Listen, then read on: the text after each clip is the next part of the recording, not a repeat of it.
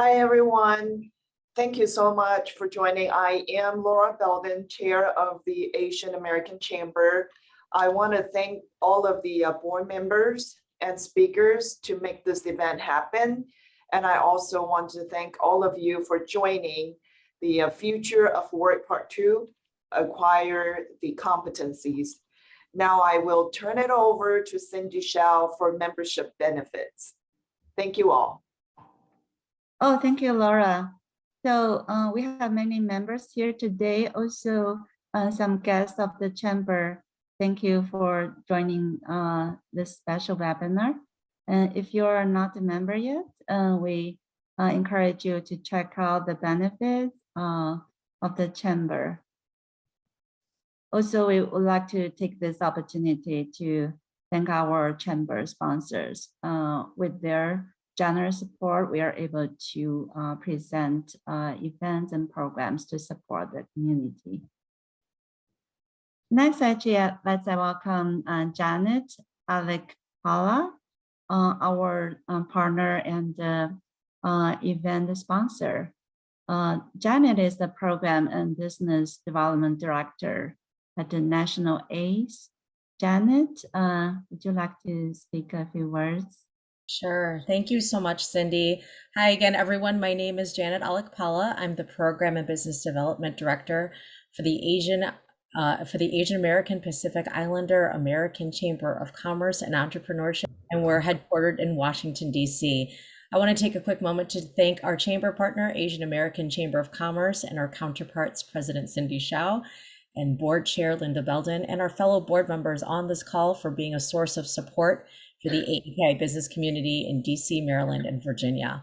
Just to share a little bit about National ACE, we represent the interests of over 2 million AAPI small business owners and entrepreneurs, and we assist AAPI businesses across the country, and we also collaborate with over 100 affiliate minority chambers and business partners across the country.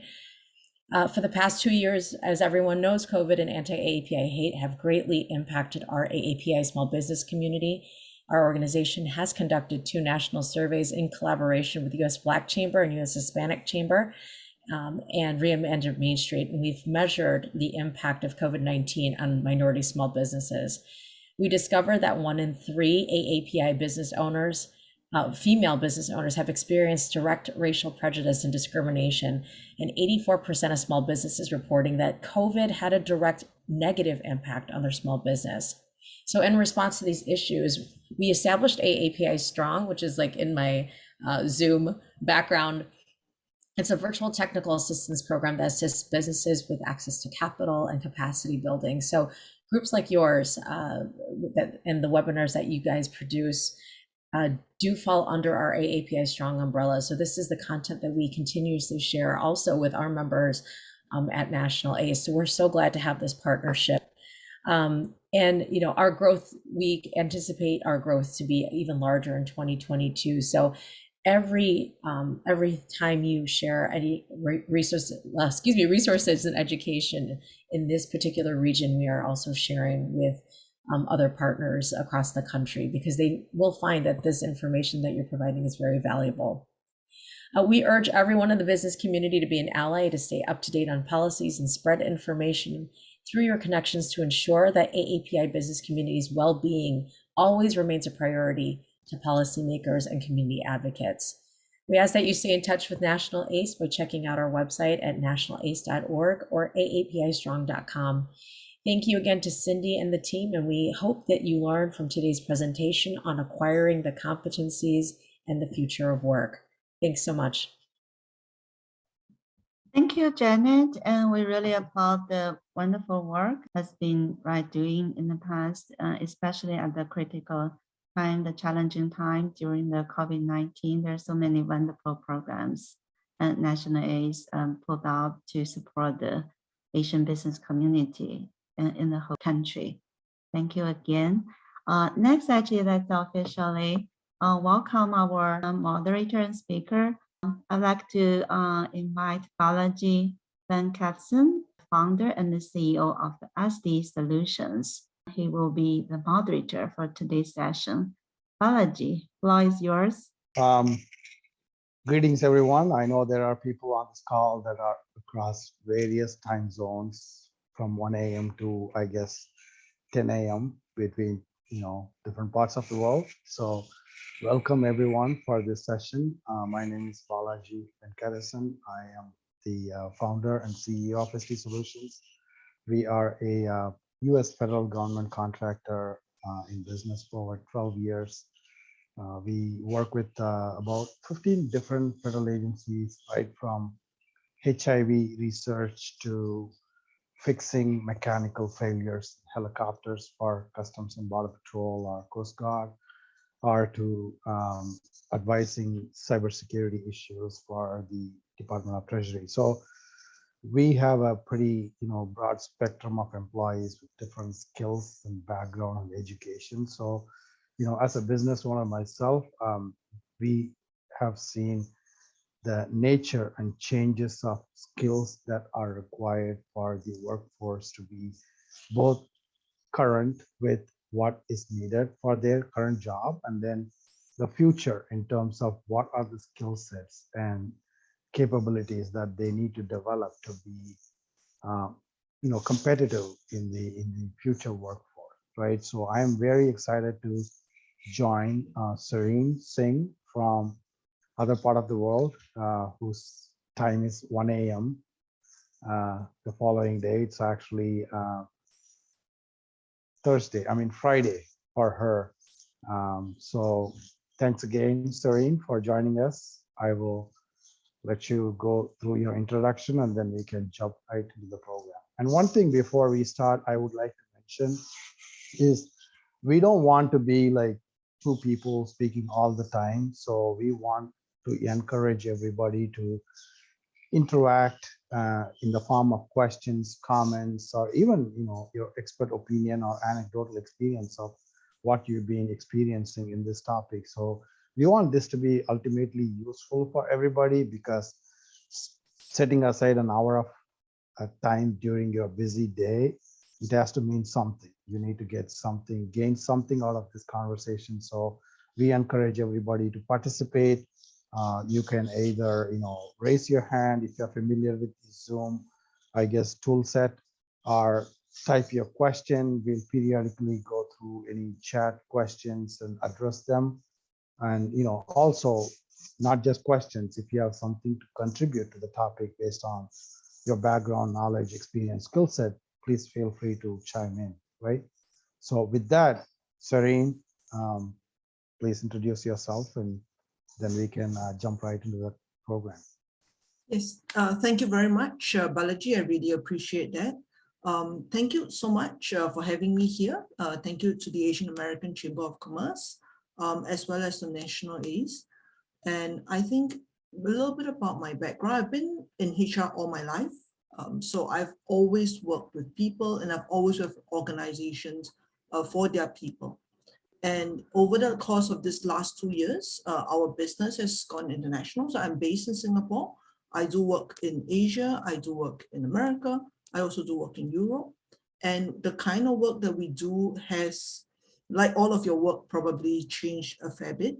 So we have gone from just purely training into consultancy, into coaching, and specifically in two areas. One is in helping organizations to transform their culture, an increasing challenge in a world where people work from home and don't see each other. And the second one is we have been helping organizations to build the competencies that they need in a post-COVID world.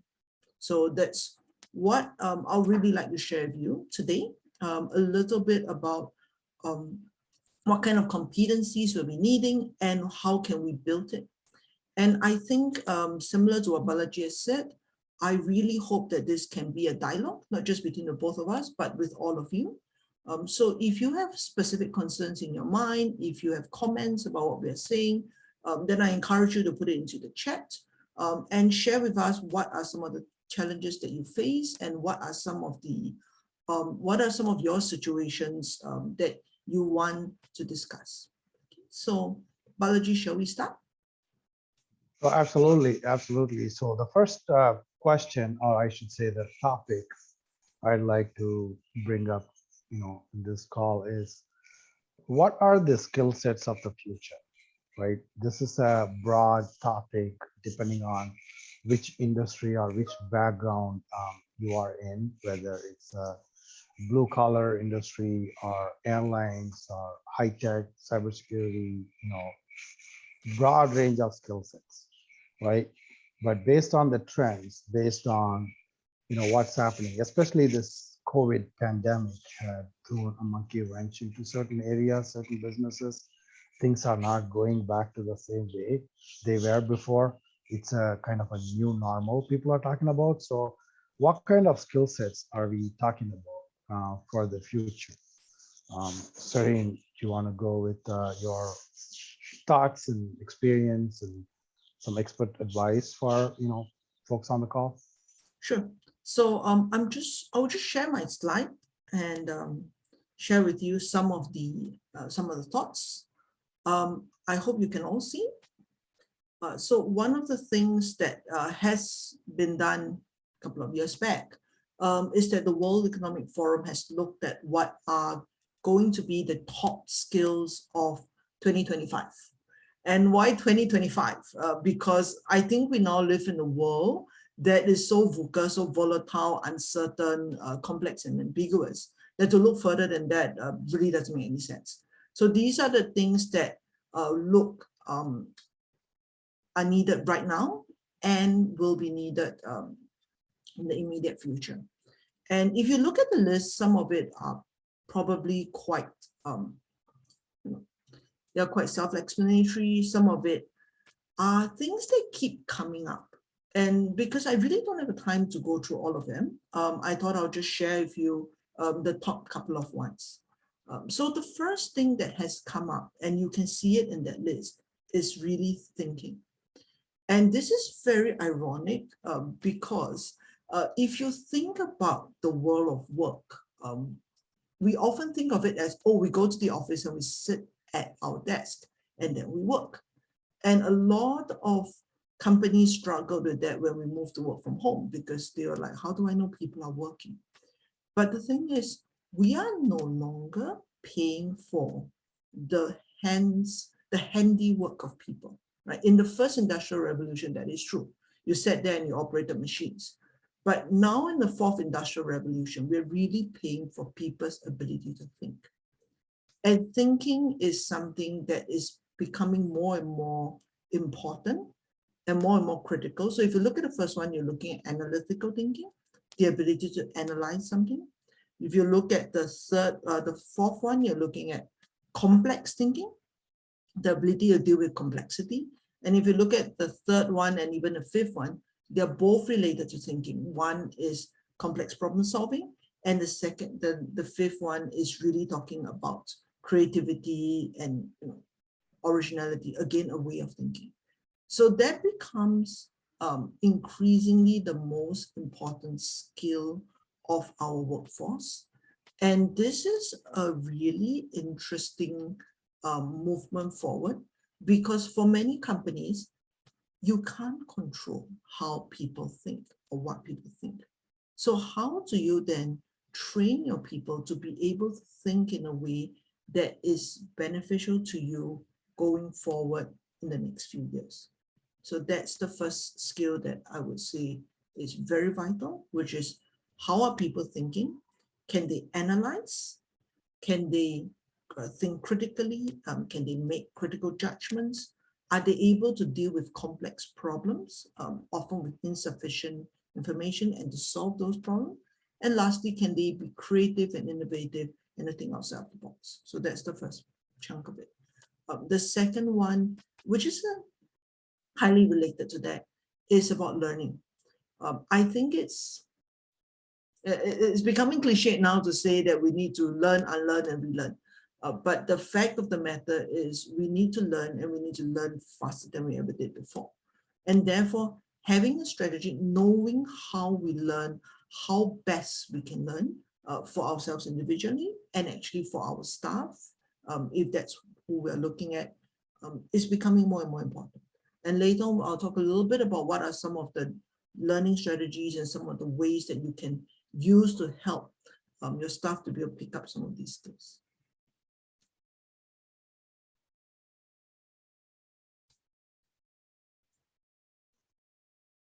Saren, this is very useful.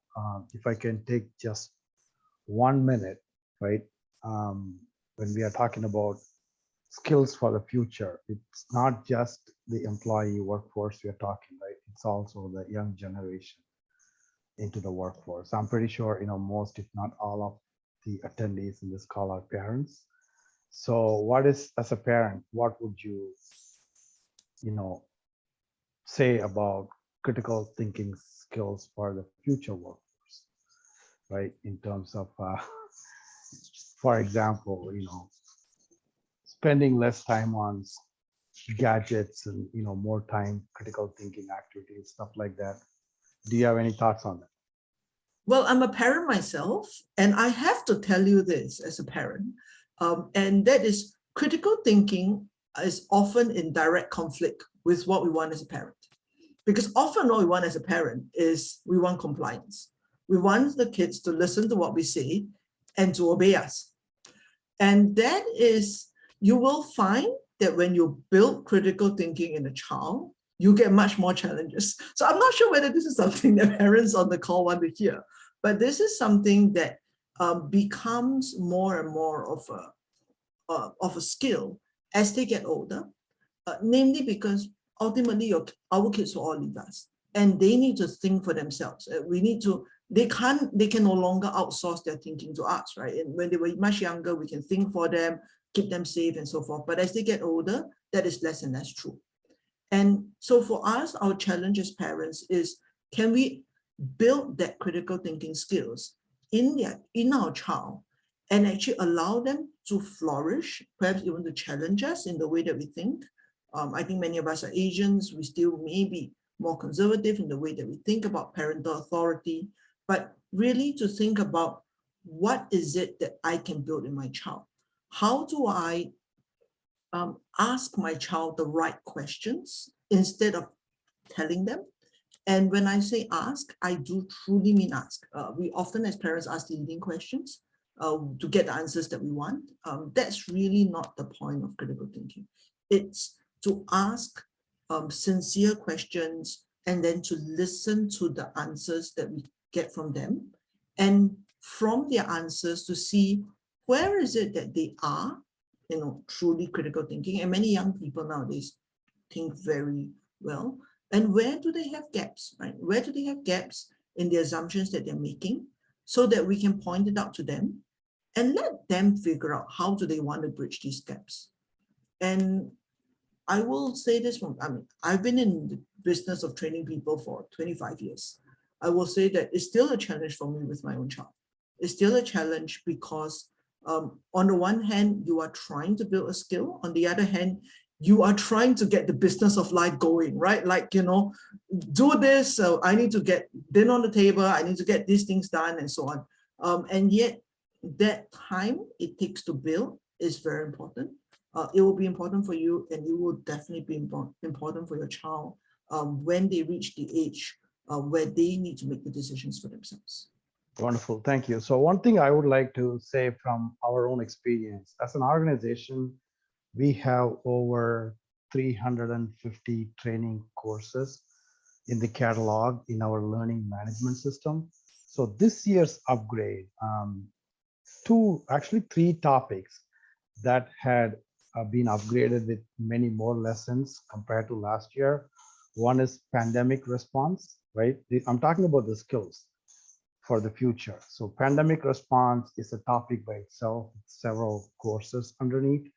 And then the second one that had new courses is environment and climate, right? How, regardless of what kind of business that you are in, what kind of environmental and climate, training that you need to have in order for you to have that, sustainability and, kind of a green thinking, depending on what you do as part of your job.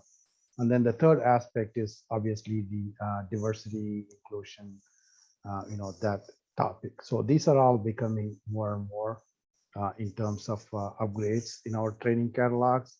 We can talk about that later during this call, but I want to move on to the next kind of question.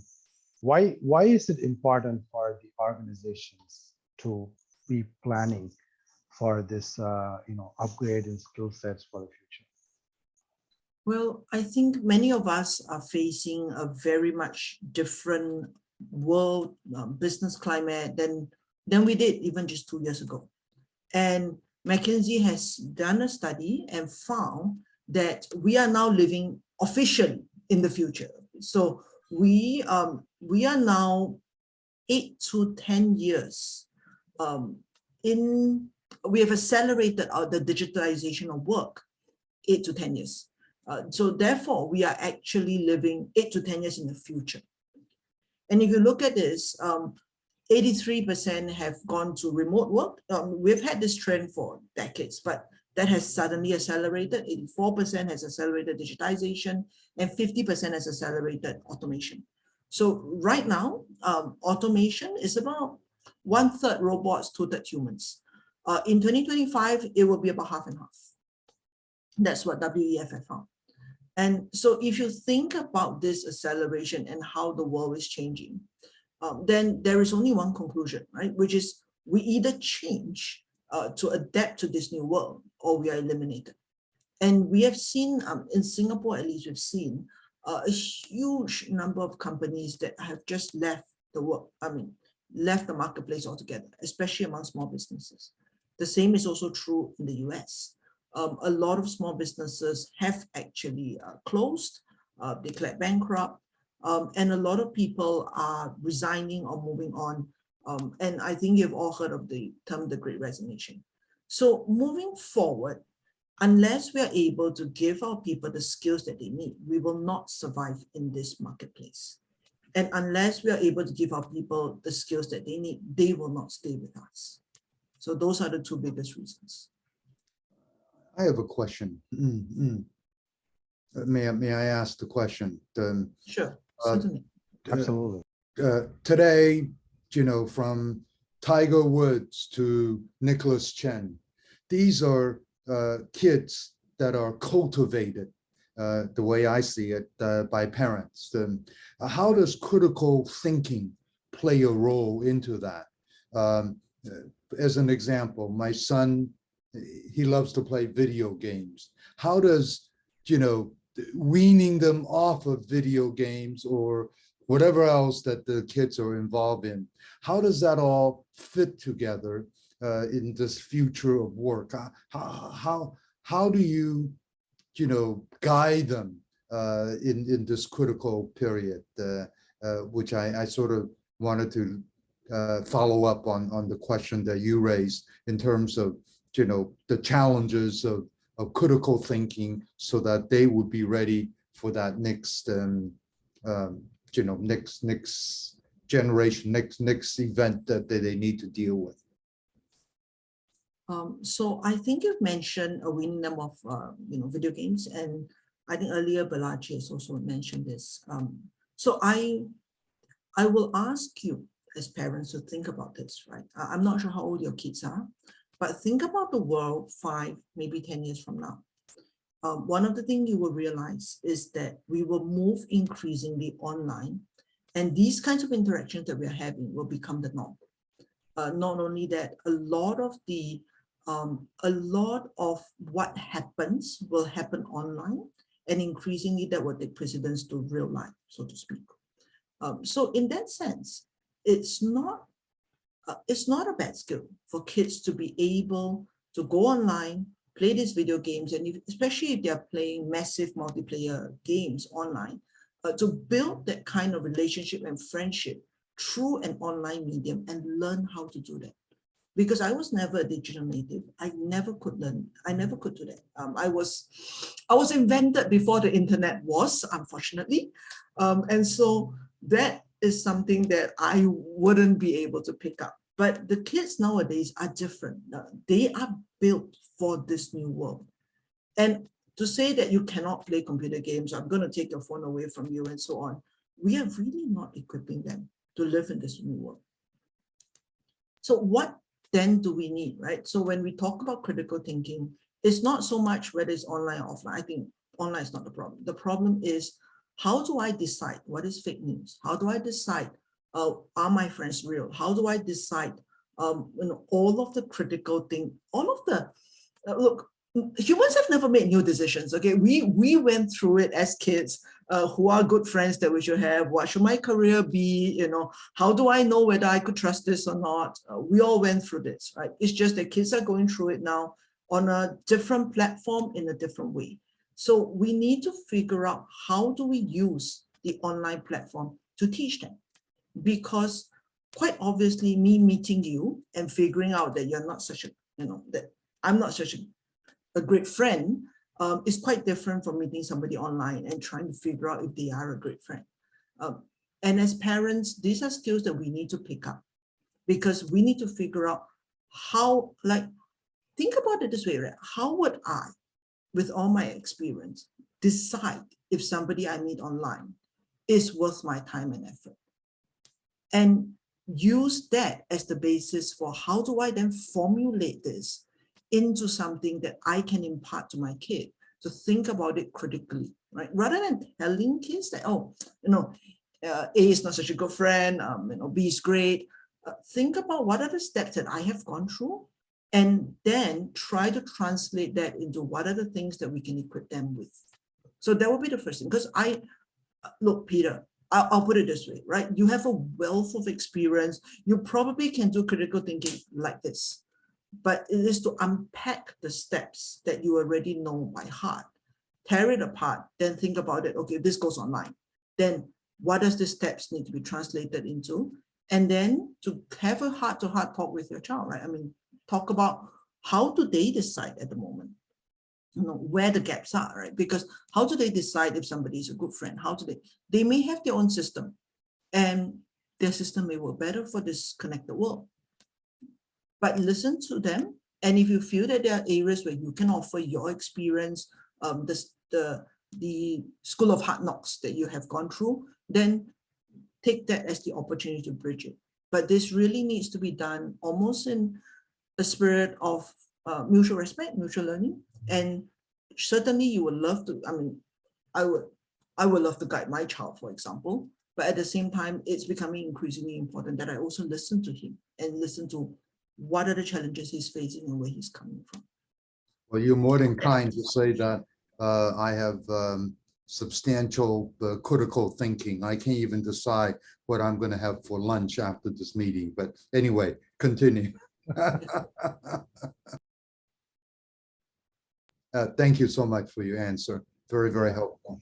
Yeah, I was going to say, to Serene's point, obviously parents' first thinking is a child is spending so much time on their iPads or YouTube videos and all that. I'm pretty sure most of you have heard of a few teen millionaires who became entrepreneurs when they were 12, 13, running their business successfully on YouTube and TikTok and all that, right? Behind that, I'm pretty sure there are some parental guidance in terms of, guiding them, focusing some analytical, some business skills and all that. So I think it's not just in my opinion, it's not just the kids that will need to develop their critical thinking, but as the technology changes, we as parents will also need to develop our critical thinking that aligns with the changing landscape of parenting, changing landscape of technology, with the world of TikToks and YouTubes and whatnot, Instagrams and all that, right? It could be a double-edged sword. Technology can be a double-edged sword. So I guess it's a challenge. Any further questions on why this is important? Okay, Paul, please go ahead. Thank you. Can everyone hear me? Fantastic. Well, I thank you very much for being a viewer and a participant of this very important meeting. I was invited by another source, but I think it's so important here. I'm here in America and I grew up in San Francisco, so there's a huge Asian population there, had great friends. I still do business there.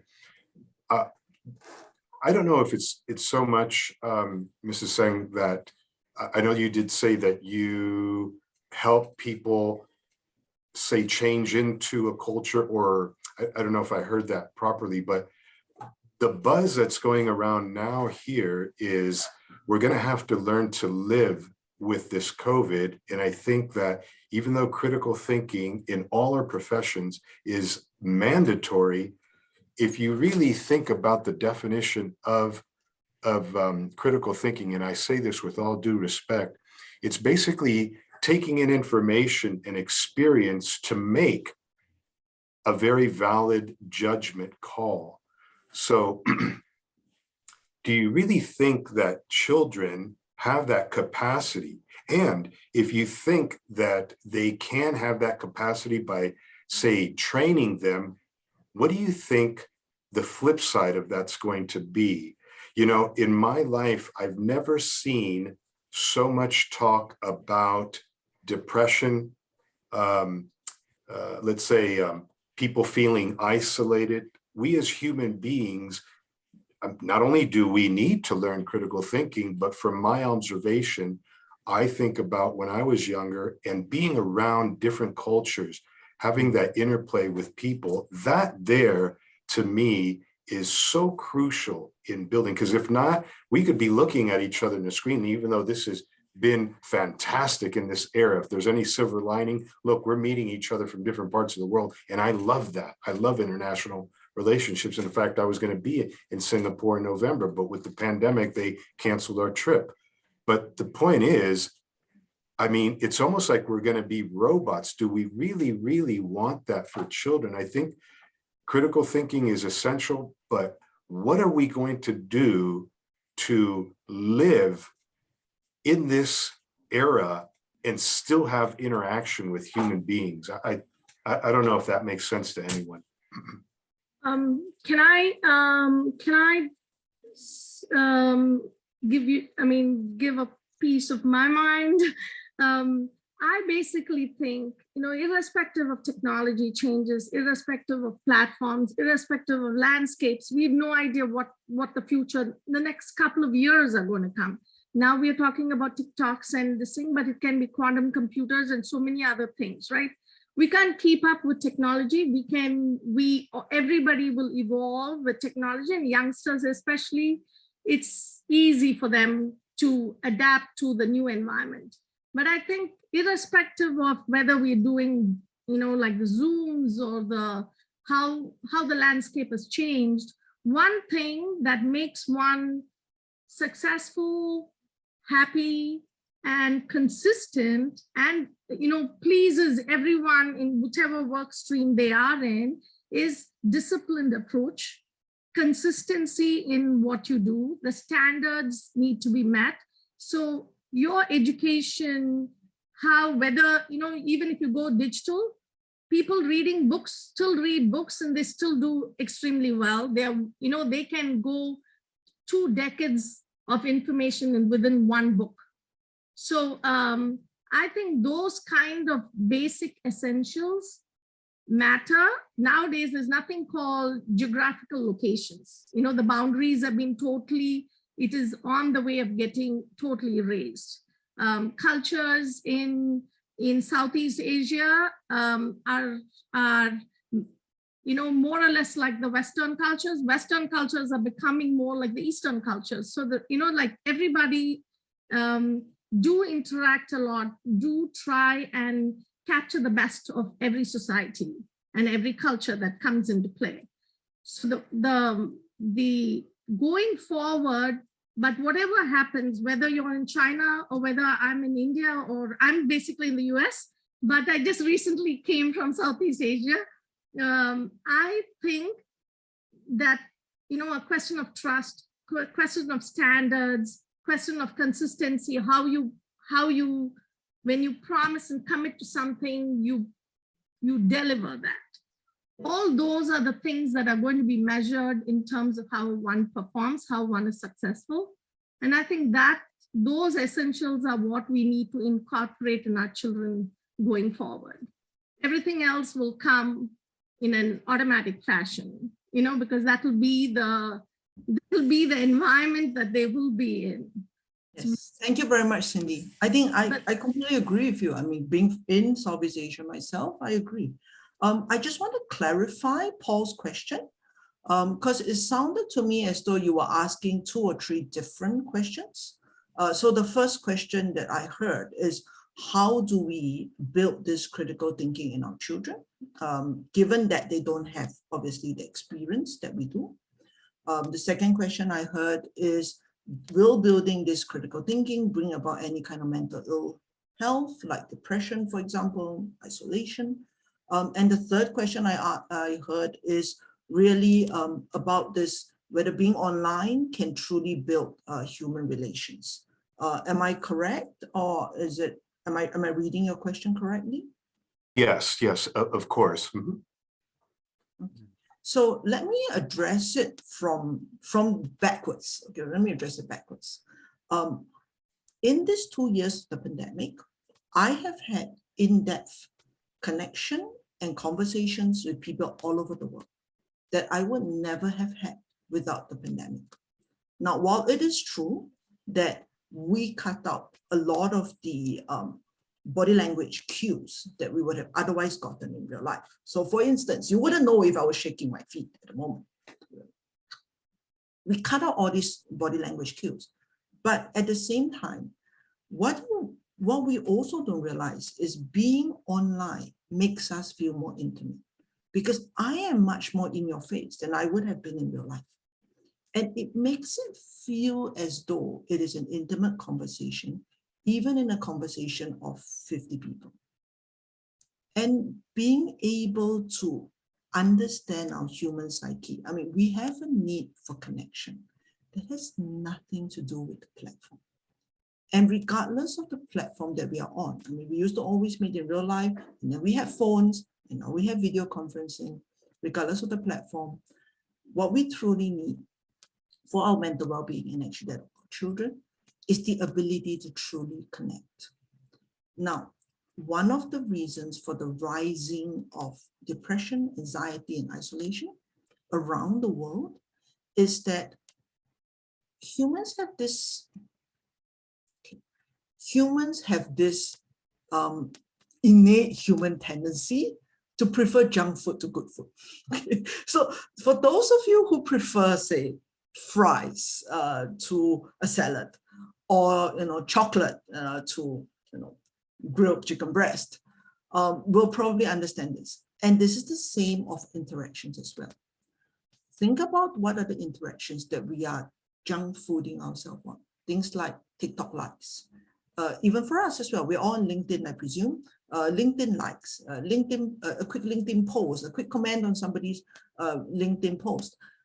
Those are interactions, and it makes us kind of connected. I mean, LinkedIn even uses the word connection. But the thing is, it doesn't give you the kind of soul satisfaction that a true connection, true conversation would. And helping our children to understand this, regardless of platform, to move away from superficial interactions into true conversations with their friends, whether over text, whether through Zoom, is one of the skills that, one of the realization that we can impart to them. And this is really fighting human tendencies, not just human tendencies, but the marketing campaign of a lot of huge companies in the world. And if you ever have a chance, I recommend that you have a look at a movie called Social Dilemma. And it looks at how these companies are, capitalizing on our human weaknesses. But beyond that, if we step backwards and we look at critical thinking, our dilemma, our challenge is that faced by every generation of parents. Every generation of parents look at their kids and go, how do I impart my wisdom and my experience in life to them so that they can make better decisions and grow up to be better people? And I don't know how your childhood was like, but I can tell you this from having been a child myself, the next generation doesn't take kindly to it. And we want to forge our own way. So there is a balance between the experience that we have gained, and some of it will be very valuable. Some of it will not be, because the world has moved on. And the desires of your child to be independent and to be a person, a decision maker in his or her own right. Now, there are plethora, critical thinking. I used to be a lecturer at a higher education institute teaching critical thinking. So there's a lot of like, step 1, you have teach this way, step 2, this way, and step 3 and step 4. But I really think that it is this understanding that they may not live in, they don't live in the same world we did as kids. But what is it out of what we have? This is what we call transferable skills in human resource that we can actually impart to them. And you are certainly right to say that it's not going to be like, they're going to get it after an hour and then that's it, you're done for the day. It will be a slow process. And this is the reason why our kids are with us until they're 20. And we can keep this process on, because, well, even nature realized that we're not going to get it right once, right? So we have 20 years, and this is what we slowly build over this course of 20 years through helping them make better decisions through the years. I'm not sure if this answers your question, but if not, feel free to ask. In part, what was the movie that you mentioned? Social Dilemma is on Netflix. Dilemma, okay. Yes. Well, you know what? I think, and once again, I'm in the commercial development arena, and part of what we're trying to do is design workspace post-COVID. Because yes, it is nice to work from home, but I'm just so thankful to God that I have not stopped through the pandemic. I look forward to coming to my office. I look forward to seeing people walking. Now think about this. Us parents, we have that benefit or that privilege to see our children, see them. We could see their movement. We could see the body language. Those are little cues, right? That tell us, okay, we need to say something to our child. But think about you being a parent and having to relate to your children via a cam. I think you're not going to be as successful as you are right now. So that's my point, is that I am all for technology. I'm all for this. I love this. I love international. I've traveled a lot internationally. But the point that I'm trying to at least share is that how are we going to understand that not only do we need this is crucial in business and here forward, but how are we going to be able to meet with one another every once in a while? This is critical. And what about the spaces, high level real estate? What's going to happen with that? Because I know investors, they're not just going to throw their money away. So we have to design a work environment that's going to complement post-COVID interacting. That's what I'm trying to say. I've been involved in quite a few hybrid workspace transformation over the course of these 2 years. And I totally agree with you, right? So if you ask workers, so 89% of them want to work in the office at least once a week, I apologize, which means about 10% of them don't want to be at home, like they want to be in the office all the time. The rest of them would want at least a day. But the majority of people do not want to spend all day at home. They want to have a couple of days where they go to the office and they interact with their people, they sit down, they brainstorm, they collaborate, and then a couple of days where they are doing their work as individuals at home, which also allows them to take care of other things at home. So you are completely right. I mean, this is what we are looking at in the future of workspaces. And in the interest of ESG, I'm not sure if any of you are also in sustainability, because that's also something we help organizations with. But these sort of co-workspaces actually allows companies to have a smaller footprint, because people are not coming in every day of the week. Those workspaces can then be shared, and that allows companies to take up less footprint, take up less space, and be a bit more environmentally sustainable. Now, in terms of In terms of children, I will say this, that I think I mentioned that I grew up before the internet was invented. And because of that, I think I don't have many of the digital skills that would help me to better connect to people online. What it is now is that our children will be forced to forge relationships online, because the further we move into the future, the less face-to-face there will be, and the more online digital there's going to be. And that is a trend that's been on for at least 2 decades now, and vastly accelerated by COVID. So the challenge then becomes, how do we, knowing that as you do, that it is harder to forge a relationship online, it is harder to tell if somebody is trustworthy online even, how do we then help our kids to build that capacity? And unfortunately, it would mean that we probably have to build that capacity ourselves first, because only then can we then give the benefit of our experience to our children. So I'm not disagreeing with you that, it's harder, but the thing is, yes, it's harder, but this is the future, and we almost have to we almost suck it up, but that's what's going to be happening going forward. Thank you I very will add, much. I'll add one thing. It's a great discussion between Sandy, Paul, and Serene. I'll add one thing based on my experience working with an organization called Parents Against Depression, right? So their whole goal is to kind of go to schools and colleges around the country, talk about, the symptoms and how do you handle depression and all that. So children ultimately save somebody's life, right? Because this organization is run by parents who lost their children due to depression, right? So one thing I would say in the context of the skill sets for the future, whether you are managing a team of professionals or whether you are a parent, the emotional intelligence, the mental health, the people skills, the communication skills, the empathy, those kinds of age-old skills are going to play a crucial part. There is no replacement for those.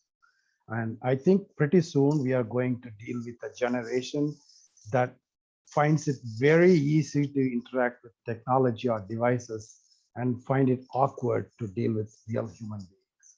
So that's a challenge, right?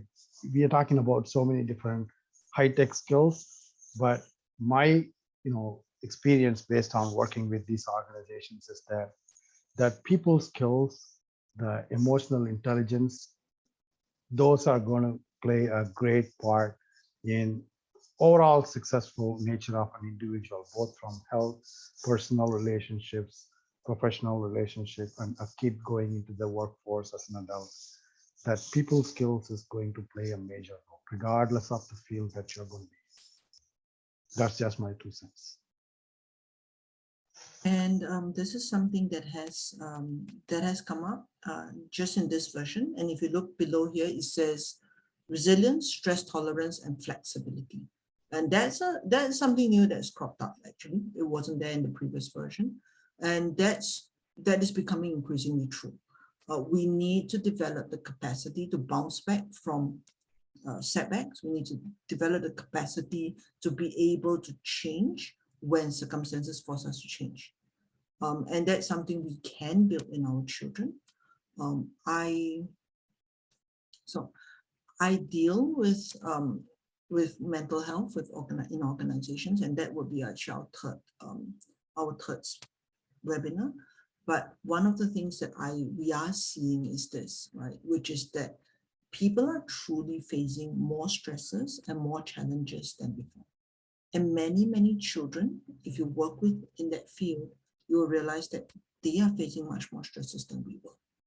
So our challenge now is, how do we as an organization, as a family, support them to face what is a much greater stress load out in the world.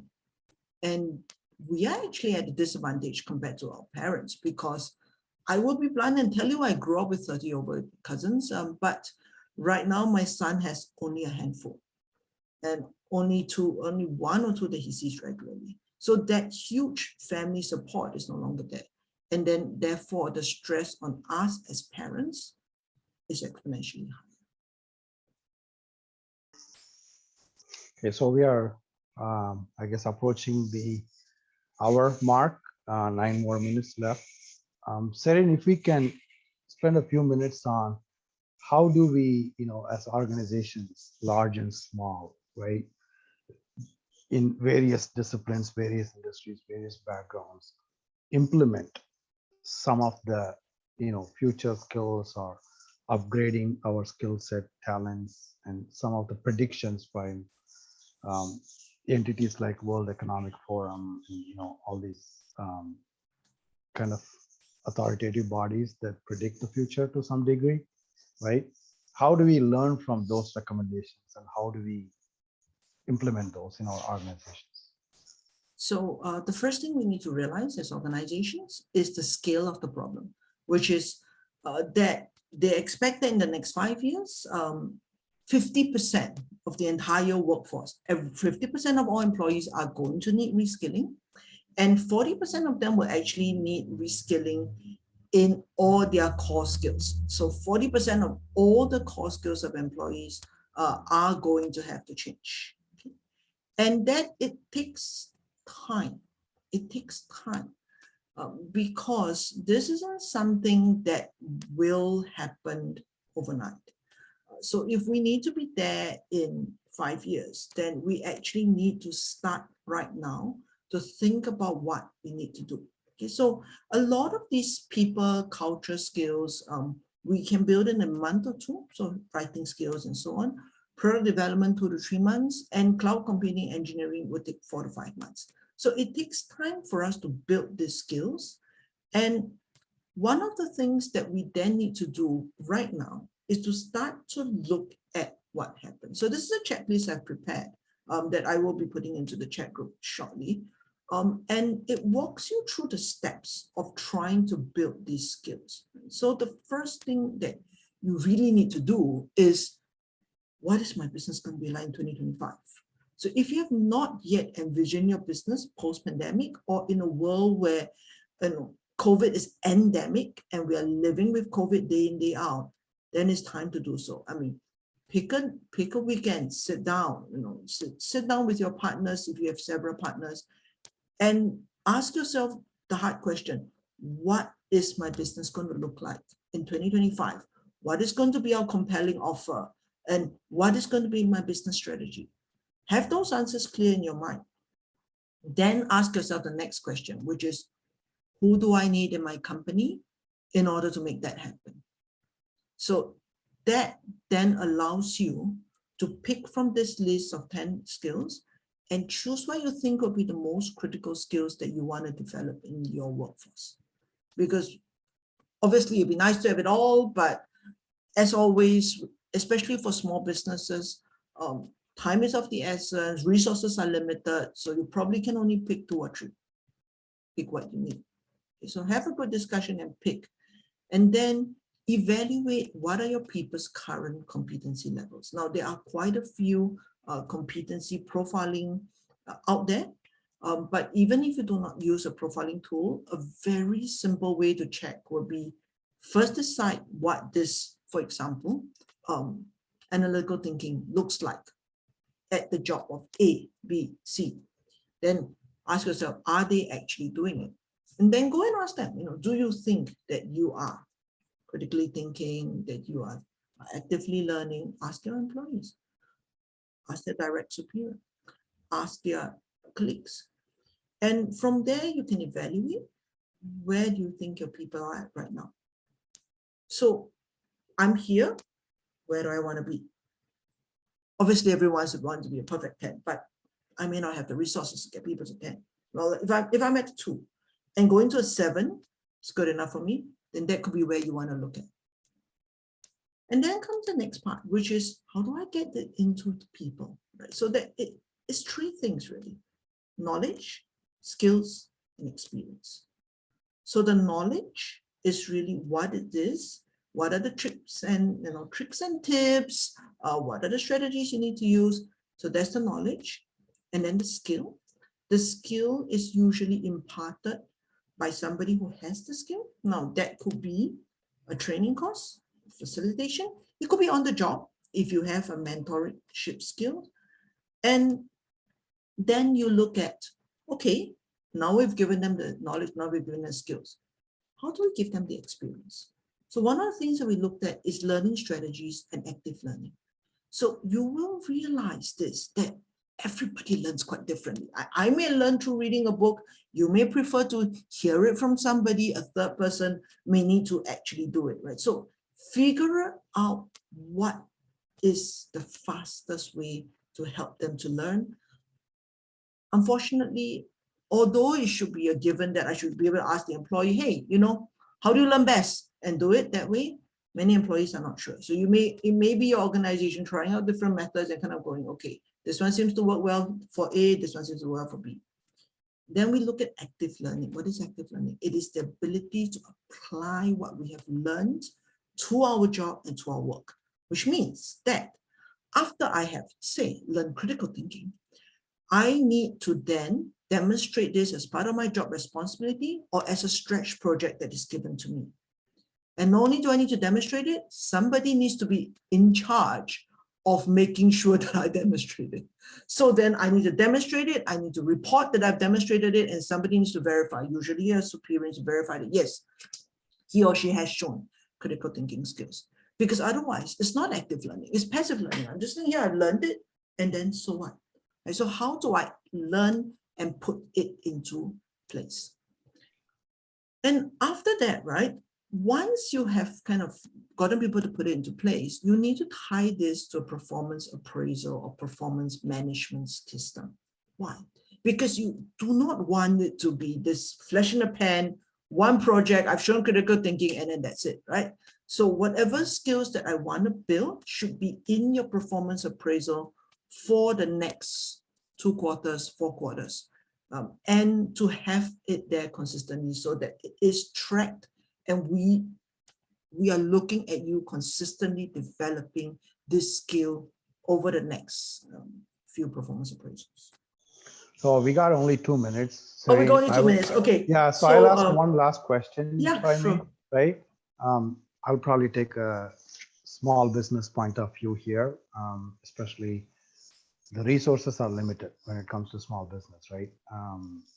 With limited resources, what are some of the best practices that you could apply to, obviously, given time and money, anything is possible, but if I have less time and less money to spend on upgrading my workforce for the future, what are some of the techniques or what are some of the best practices that I can use to get the best bang for the buck?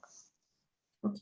So the first thing that you need to know is everyone learns differently. So let people learn on their own as far as they can, and then assign them somebody who will be, they may not be a mentor because you may not have that in a small organization, but somebody who will be their accountability partner, for them to come back and report that, yes, I have learned it, and for them to then check that they have demonstrated the learning.